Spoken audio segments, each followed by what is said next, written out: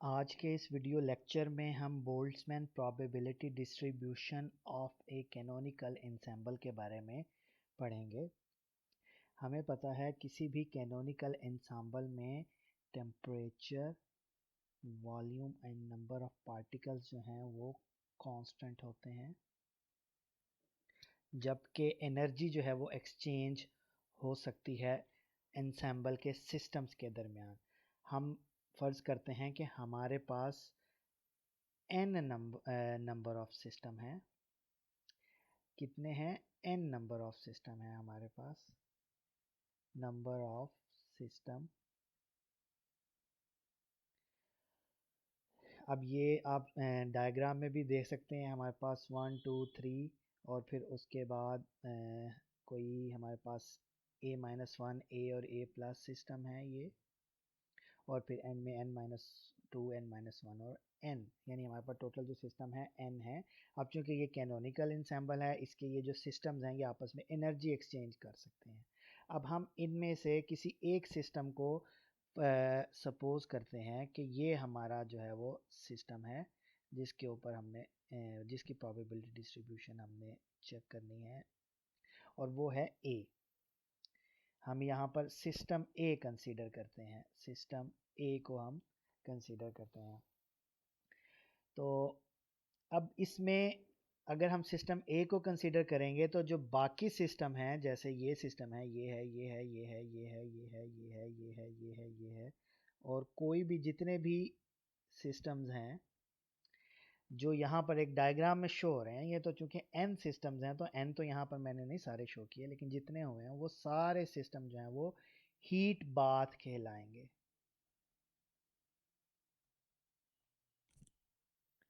ठीक है, हम ये कह सकते हैं कि हमारे पास एक सिस्टम ए है जो कि किसी कांटेक्ट में है किसी हीट बाथ के साथ। ये बाकी सारे सिस्टम जो हैं वो कलेक्टिवली जो क्या कहलाएंगे? हीट बाथ कहलाएंगे। अब ये सिस्टम चूंकि ये जो कॉम्बिनेशन ऑफ दीज सिस्टम जो है हमारे पास क्या है? कैनोनिकल एंसेंबल है, और ये हमारे पास सारे कंबाइंड सिस्टम है। क्या है ये? कंबाइंड सिस्टम है। कंबाइंड सिस्टम में क्या शामिल है हमारे पास? इसमें हमारा सिस्टम ए भी शामिल है और हीट बाथ भी शामिल है। और जिस सिस्टम को हम कंसीडर कर रहे हैं, जो सिस्टम अंडर कंसिडरेशन है, वो सिस्टम ए है, और इसके अलावा जितने भी सिस्टम हैं वो हमारे पास एज ए हीट बाथ है। तो ये शुरू में कुछ सपोजिशन थी जो हमने कर ली है। चलें, अब हम कहते हैं कि जो energy of the combined system है, यानी ये जो सिस्टम की एनर्जी है वो कंबाइंड सिस्टम की एनर्जी जो है वो E है। हमने जो सिस्टम फ़र्ज़ किया, ए सिस्टम हमने फ़र्ज़ किया, इस ए सिस्टम की जो एनर्जी है वो UA है। अब इस ए सिस्टम में जो नंबर ऑफ क्वांटम स्टेट्स हैं, एक्सेसिबल क्वांटम स्टेट्स, वो मल्टीप्लिसिटी है इस सिस्टम की, और वो होगा ओमेगा ए। और इसमें चूंकि यू ए का ये फंक्शन है तो हम इसे लिख सकते हैं omega A U A. Multiplicity जो है वो एनर्जी पर डिपेंड कर रही है, तो सिस्टम ए की एनर्जी यू ए है, तो इसकी मल्टीप्लिसिटी जो है वो ओमेगा ए यू ए होगी। अब जो हमने हीट बाथ कंसीडर किया हुआ है, जैसे मैं यहाँ पर ये लाइन लगा रहा हूँ कि ये मेरे पास सारा जो है वो हीट बाथ है, तो इसकी जो हमारे पास एनर्जी है वो सिस्टम की combined energy minus energy of the system जो होगी वो E माइनस यू ए, ये हीट बाथ की एनर्जी होगी। और जो हीट बाथ के लिए available number of quantum states हैं वो ओमेगा एच यू एच होंगी। अब ये हमारे पास कैनोनिकल एंसेंबल है, तो टोटल नंबर ऑफ माइक्रोस्टेट इस कंबाइंड सिस्टम की माइक्रोस्टेट, ये ओमेगा, ये भी जो सिस्टम हमारा कंसिडरेशन में है उसकी एनर्जी का ही फंक्शन होगी, यानी multiplicity of the combined system, यानी ये कंबाइंड सिस्टम है हमारे पास, इसकी जो मल्टीप्लिसिटी है वो बराबर होगी multiplicity of the system A multiplied by multiplicity of the heat bath. चलें, हम कहते हैं हमने कोई मैक्रो लेवल पे कोई स्टेट सपोज नहीं किए, हमने उसकी क्वांटम स्टेट सपोज किए, यानी सिस्टम जो कंसिडरेशन में है वो ए ही है, लेकिन अब हम इसके अंदर मुख्तलिफ फर्दर जो है वो क्वांटम स्टेट्स होंगी हमारे पास। चलें ये मैं इस तरीके से शो कर देता हूँ कि मेरे पास डिफरेंट क्वांटम स्टेट्स हैं। ये सपोज के हमारे पास ये n क्वांटम स्टेट्स हैं, तो स्मॉल n हमारे पास ये क्वांटम स्टेट्स हैं, ये हमारे पास क्वांटम स्टेट्स हैं। तो उसमें से मैं कोई आयत क्वांटम स्टेट को फर्ज करता हूँ। अब उस आयत क्वांटम स्टेट की जो एनर्जी होगी वो EI होगी।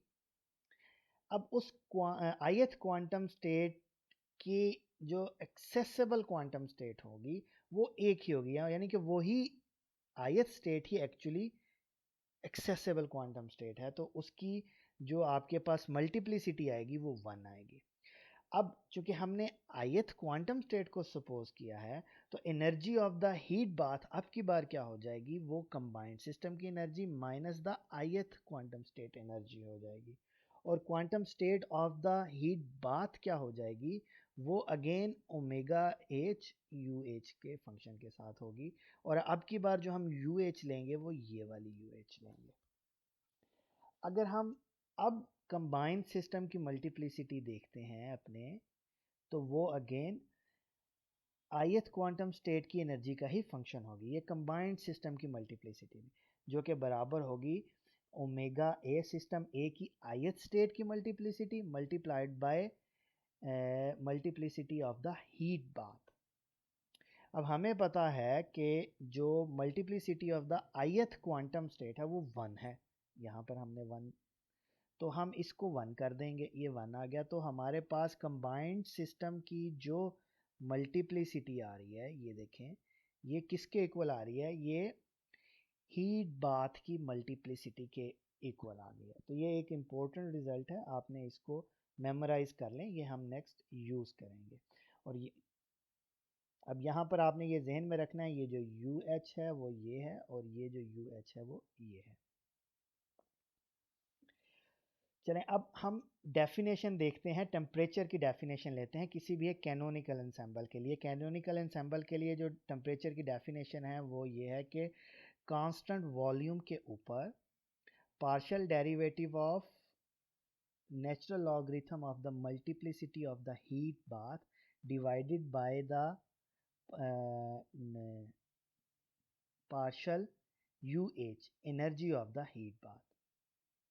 यानी हमने natural logarithm of the multiplicity of the heat bath का पार्शियल डेरिवेटिव लेना है with respect to energy of the heat bath. ये बराबर होगा किसके ऊपर, कांस्टेंट वॉल्यूम के ऊपर, और ये बराबर होगा 1/kBT। अब इसमें KB जो है वो बोल्ट्जमैन कांस्टेंट है, T जो है वो हमारे पास टेम्परेचर है। अगर हम इंटीग्रेशन करें बोथ साइड्स के ऊपर, तो ये डेरिवेशन जो है वो इंटीग्रेशन से कैंसिल हो जाए होगी। तो हमारे पास LN omega H U H आएगा। इसको क्विकली हम देखते हैं, ये जस्ट कैलकुलेशन है। 1 की derivative with respect to DH जो होगी वो हमारे पास क्या आएगी, अगर हम इंटीग्रल इसकी रिस्पेक्ट से ले रहे हैं तो वो हमारे पास UH ही आएगी, सॉरी DUH अगर हम इंटीग्रल ले रहे हैं तो वो हमारे पास UH आएगी, और प्लस C कोई कांस्टेंट ऑफ इंटीग्रेशन आएगा। क्विकली करते हैं इसको। अब ये नेचुरल लॉगरिथम है, एंटी लॉग लेंगे तो ये ओमेगा एच यू एच आ जाएगी इज इक्वल टू ये ई की पावर बन जाएगा UH/KBT प्लस C। हम ये प्लस C को अलहदा कर लेते हैं, ये E raise the power C हो जाएगा, ये हमारे पास फैक्टर आ जाएगा। अब E की power C is a constant, तो E की पावर C भी कोई कांस्टेंट होगा, उस कांस्टेंट को मैं गैमा कह देता हूँ। तो गैमा इज़ अ कांस्टेंट है। तो हमारे पास ये जो इक्वेशन है वो एक्सप्रेशन जो है वो ये शेप लेगी कि ओमेगा एच यू एच जो है वो gamma E raise the power UH/KBT। अब हमें पता है कि जो ओमेगा एच यू एच है ये बेसिकली क्या है, कंबाइंड सिस्टम की मल्टीप्लिसिटी है जब हम कंसीडर कर रहे हैं ith क्वांटम स्टेट को।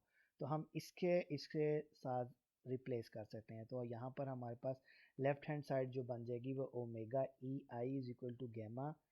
अब यहाँ पर हम UH की वैल्यू पुट करेंगे जो कि हमारे पास ये है E - EI, तो वो वैल्यू पुट कर दी। अब ये इसको ज़रा रीअरेंज करेंगे, ये e की power e over K B T आ जाएगा और ये e की power minus e over K B T आ जाएगा। और अब अगर हम ये जो मल्टीप्लिसिटी आई है कंबाइंड सिस्टम की, ये तब आई है जब हमने ith क्वांटम स्टेट कंसिडर करनी है। लेकिन मैंने कहा था कि जो ए सिस्टम है उसके अंदर जो है वो n नंबर जो है वो क्वांटम स्टेट्स हैं, n क्वांटम स्टेट्स हैं। तो अगर हम n क्वांटम स्टेट्स के लिए कंसिडर करेंगे तो हमें समेशन लेनी पड़ेगी, multiplicity i is equal to 1 to n omega E I जो है। अब ये ith स्टेट के लिए है और ये टोटल क्वांटम स्टेट्स जो हैं सिस्टम ए की, ये वो है इज इक्वल टू, अब गैमा ई के अंदर तो आई इंडिसेस नहीं आ रहा तो इसलिए ये टर्म जो है वो बाहर आ जाएगी और summation I is equal to 1 to n E raise to power minus E I over K B T. तो ये हमारे पास दो रिजल्ट आ गए हैं, एक ये है और एक ये है। चलें अब हम, चूंकि ये बोल्ट्जमैन प्रोबेबिलिटी डिस्ट्रीब्यूशन है, अब हम देखते हैं कि हमारे कंबाइंड सिस्टम की जो प्रोबेबिलिटी है वो क्या निकलेगी। वो प्रोबेबिलिटी हमारी ये आएगी, क्लासिकल प्रोबेबिलिटी है तो वो बराबर होगी number of accessible quantum state when system A is in ith state divided by the total number of quantum state for all state of system A. हमें पता है जब कंबाइंड मल्टीप्लिसिटी, जब सिस्टम ए जो है वो ith स्टेट में होगा वो ये है, और all states quantum states of system A यानी समेशन के साथ जो हमारे पास कंबाइंड मल्टीप्लिसिटी है सिस्टम की, कैनोनिकल एंसेंबल की या कंबाइंड सिस्टम की, वो हमारे पास ये है। इसको हम डिवाइड कर देंगे, इसकी वैल्यू हमारे पास, हमने ये लास्ट में अभी देखें ये है और दूसरी वैल्यू हमारे पास ये है। ये दोनों वैल्यूज़ हम इधर पुट करेंगे तो ये फैक्टर इससे कट जाएगा, हमारे पास क्या रह गया e की power raise to power minus capital E I K B T over sigma I raise to I is equal to 1 to n e की power minus capital E I over K B T. अब इसमें से ये वाला जो factor है ये हमारे पास पार्टीशन फंक्शन कहलाता है, तो हम इसको z से रिप्लेस कर देंगे तो हमारे पास जो प्रोबेबिलिटी है कंबाइंड सिस्टम की वो इसके इक्वल आएगी। अब अगर आप देखें कि जो कंबाइंड सिस्टम की प्रोबेबिलिटी हमारे पास आ रही है वो इस वक्त किसके ऊपर डिपेंड कर रही है, वो जो हमारा सिस्टम अंडर कंसिडरेशन था उसकी क्वांटम स्टेट के ऊपर और टेम्परेचर के ऊपर डिपेंड कर रही है, ये हीट बाथ के ऊपर नहीं डिपेंड कर रही। तो इस रिलेशन से हमें क्या पता चल रहा है, इस रिलेशन से हमें ये पता चल रहा है कि कंबाइंड सिस्टम की जो प्रोबेबिलिटी है कि कौन सी क्वांटम स्टेट्स जो हैं वो ऑक्यूपाई होंगी, एनर्जी जो है वो कौन सी क्वांटम स्टेट्स को ऑक्यूपाई करेगी, वो ये बता रही हैं कि ये हीट बाथ की क्वांटम स्टेट्स पर ये प्रोबेबिलिटी डिपेंड नहीं कर रही है। ये प्रोबेबिलिटी किसके ऊपर डिपेंड कर रही है, हमारे सिस्टम अंडर ऑब्जर्वेशन यानी सिस्टम ए की क्वांटम स्टेट्स के ऊपर डिपेंड कर रही है जो कि अंडर ऑब्जर्वेशन है। तो ये प्रोबेबिलिटी हमें यहाँ पर ये जो फाइनल फार्मूला आया वो हमें ये बता, अगर हम इसे ग्राफिकली रिप्रेजेंट करें इस प्रोबेबिलिटी को तो आप देखेंगे कि हमारे पास ये पी आई जो है ये e की power minus E I over K B T है डिवाइडेड बाय z है। तो अब ये चूंकि माइनस है और एक्सपोनेंशियल में पावर माइनस है तो हमारा ये जो ग्राफ आएगा वो इस तरह आएगा, ये हमारा ग्राफ आएगा। तो अगर हम x एक्सिस के अलोंग एनर्जी ले लें और y एक्सिस के अलोंग प्रोबेबिलिटी ले लें तो ये इस टाइप का ग्राफ आएगा। अब हमें पता है कि चूंकि ये क्वांटाइज्ड एनर्जी स्टेट हैं तो हमारे पास कोई E1 एनर्जी स्टेट है, कोई E2 है, कोई E3 है, E4 E5 up to En। And क्यों En, क्योंकि हमारे पास सिस्टम ए की जो क्वांटम स्टेट्स हमने सपोज की थी वो हमने कहा था कि I है और वो 1 to n तक, स्मॉल n तक हो सकती हैं, तो ये अप टू En तक जाएगा। अब यहाँ पर जो टेम्परेचर है ये बहुत इम्पोर्टेंट है, टेम्परेचर जो है वो यहाँ पर मेन रोल प्ले कर रहा है, यानी हीट बाथ का डायरेक्ट उसकी क्वांटम स्टेट्स का कोई इफेक्ट तो नहीं है प्रोबेबिलिटी के ऊपर, लेकिन टेम्परेचर जो है वो हीट बाथ से ही जो है वो डिफाइन होता है। हीट बाथ क्या होता है, हीट बाथ में अगर हम कोई एनर्जी ऐड करते हैं तो भी उसका टेम्परेचर कांस्टेंट रहता है, अगर उससे हम थोड़ी सी एनर्जी ले भी लेते हैं तब भी उसका टेम्परेचर कांस्टेंट रहता है। तो हीट बाथ का तो टेम्परेचर कांस्टेंट रहेगा, तो लेकिन वो हमारी जो सिस्टम अंडर ऑब्जर्वेशन यानी सिस्टम ए, उसकी जो क्वांटम स्टेट्स हैं उनको वो टेम्परेचर ज़रूर इफ़ेक्ट करेगा। तो यहाँ पर टेम्परेचर जो है वो इफ़ेक्ट करेगा। अगर टेम्परेचर बढ़ जाता है तो तब हमारा ये प्रोबेबिलिटी ग्राफ क्या होगा। अगर टेम्परेचर बढ़ जाता है तो फिर हाई जो एनर्जी स्टेट्स हैं उनकी प्रोबेबिलिटी बढ़ जाएगी। ग्राफ एक्सपोनेंशियल ही रहेगा, लेकिन जो हाई एनर्जी स्टेट है उनकी प्रोबेबिलिटी जो है वो बढ़ जाएगी हमारे पास। यहाँ से अगर मैं ये ब्लू कलर ले लूँ तो वो हाई एनर्जी स्टेट्स की जो प्रोबेबिलिटी है वो बढ़ जाएगी, और जो लो एनर्जी स्टेट्स हैं उनकी प्रोबेबिलिटी जो है वो कम हो जाएगी। तो ये एक्सल में ग्राफ हमारा ये आएगा, ये वाला, इस तरीके से ये ग्राफ रहेगा। ये एक्सपोनेंशियल ही, लेकिन क्या होगा कि अब जो लो एनर्जी स्टेट्स हैं उनकी प्रोबेबिलिटी कम होगी और जो हाई एनर्जी स्टेट्स हैं उनकी प्रोबेबिलिटी बढ़ जाएंगी, और ये रहेगा एक्सपोनेंशियल ही ग्राफ हमारे पास। लेकिन अगर टेम्परेचर कम हो जाए तब क्या होगा। ठीक है, अगर टेम्परेचर कम हो जाए तो ये होगा, यहाँ पे ये ऑरेंज कलर से हमने शो किया हुआ है, ये मैं उसी से, तो तब ये होगा कि जो लो एनर्जी स्टेट्स हैं उनकी प्रोबेबिलिटी बढ़ जाएगी और हाई एनर्जी स्टेट्स की प्रोबेबिलिटी कम हो जाएगी। तो ये हमें एक्सप्रेशन बता रहा है, यानी टेम्परेचर बढ़ाएंगे, हाई एनर्जी स्टेट की प्रोबेबिलिटी बढ़ गई, ये देखें इस एनर्जी स्टेट की प्रोबेबिलिटी बढ़ चुकी है और इस एनर्जी स्टेट की प्रोबेबिलिटी कम हो जाएगी। ये ब्लू वाले ग्राफ को अगर हम देखते हैं, सॉरी ये यहाँ पे मैं ब्लू कलर को ले लेता हूँ, तो ये ऐसे हो जाएगा आपका। और जब हम टेम्परेचर को डिक्रीज़ करते हैं तो वो, ये देखें टेम्परेचर डिक्रीज़ करने पे कम हो गई, टेम्परेचर बढ़ाने पर ये हाई एनर्जी स्टेट की प्रोबेबिलिटी बढ़ गई। तो लो एनर्जी स्टेट की टेम्परेचर बढ़ाने पर देखें कम हो गई, और टेम्परेचर कम करने पर, ठीक है, ये बढ़ गई। टेम्परेचर कम करने पर ये प्रोबेबिलिटी बढ़ गई और टेम्परेचर ज़्यादा करने पर लो एनर्जी स्टेट्स की प्रोबेबिलिटी कम हो गई। तो यहाँ पर हमें क्या पता चल रहा है, बोल्ट्जमैन प्रोबेबिलिटी डिस्ट्रीब्यूशन हमें क्या बता रही है। The steepness of the probability distribution curve depends on the temperature at low temperatures low energy states have high probability of being occupied, and at high temperatures the probability of being occupied for higher state increases। यानी जैसे जैसे temperature बढ़ाते जाएंगे जो high energy states हैं उनकी probability बढ़ना शुरू हो जाएगी, और जो लो एनर्जी स्टेट्स हैं उनकी प्रोबेबिलिटी कम होना शुरू हो जाएंगी, और टेम्परेचर कम करने पे इसके अपोजिट इफेक्ट होगा। अगर टेम्परेचर बहुत ज़्यादा बढ़ जाए और इन्फिनिट हो जाए तब क्या हो जाएगा, तब ये होगा कि ये जो आपका एक्सपोनेंशियल है ये ऑलमोस्ट क्या हो जाएगा, एक तरह से स्ट्रेट ग्राफ हो जाएगा, और तमाम एनर्जी स्टेट्स की जो है वो इक्वली इक्वल जो है वो प्रोबेबिलिटी हो जाएगी। एट इन्फिनिट टेम्परेचर क्या प्रोबेबिलिटी जो होगी, every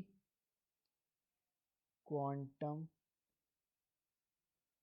state has equal probability of being occupied।